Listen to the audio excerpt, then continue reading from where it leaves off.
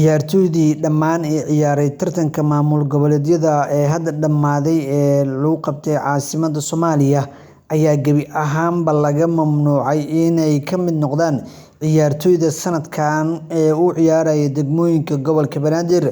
Ciyaaryahano badan ayaa sanadkan isku diyaarinayay in ay markaasi qayb ka noqdaan inay kasoo muuqdaan degmooyinka gobolka Banaadir. Maamulka gobolka Banaadir iyo guddoomiyaasha gobolka Banaadir oo kulan yeeshay ayaa soo saaray in sanadkan ciyaartoydii dhammaan ee maamulada kala duwan ee maamul goboleedyada ay ciyaareen aysan kasoo muuqan doonin dhammaan degmooyinka gobolka Banaadir. Waxa aan doonaynaa ayay yiraahdeen si aan u soo saarno jiil cusub oo fursad u yeesha in ay ciyaaraan dhammaan tartamada oo idil. Horey waxay u dhici jirtay in ciyaaryahan degmo u ciyaaray haatanna sidoo kale u ciyaaray maamul goboleed sidoo kalena ay markale soo noqdaan sanado badan iyagoo oo markaasi u kala gudbayay degmooyinka gobolka Banaadir iyo sidoo kale gobolada dalka. Waxaa hadda markaasi shir maanta ku yeeshay magaalada Muqdisho guddiga isboortiga ee maamulka gobolka Banaadir ay soo saareen in wax ciyaaryahan ah oosan maamul goboleed u ciyaaray aysan u ciyaari doonin degmooyinka gobolka Banaadir.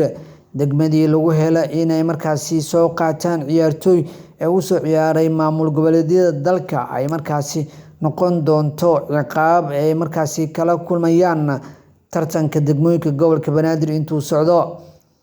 Fursad miyay u heli karaan ciyaartoyda ee markaasi aan u ciyaarin gobolada dalka inay markaasi xirfadooda ku soo saaraan kubadda cagta si ay markaasi qayb ugu noqdaan qaybaha kala duwan ee tartamada ee dalka laga ciyaaro. Sidoo kale faa'iido miyay u tahay maamul goboleedyada in ciyaartoydan cusub ay markaasi soo xulan doonaan walow ciyaartoy hore ee u ciyaaray degmooyinka aan weli noqon heer caalami ay weli fursad u haystaan in ay qayb ka noqdaan.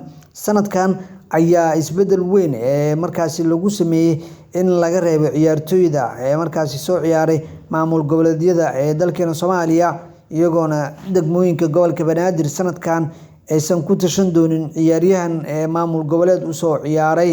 Waxaana fursad la siin doonaa dhammaan jiilka cusub ee hadda soo koraya ee kubadda cagta hami kale oo ay markaa fursad u yeeshaan inay u ciyaaraan maamul goboleed iyo sidoo kale heer kooxeed ilaa heer qaran inay markaasi gaaraan dhammaan ciyaartoyda dalkeena Soomaaliya.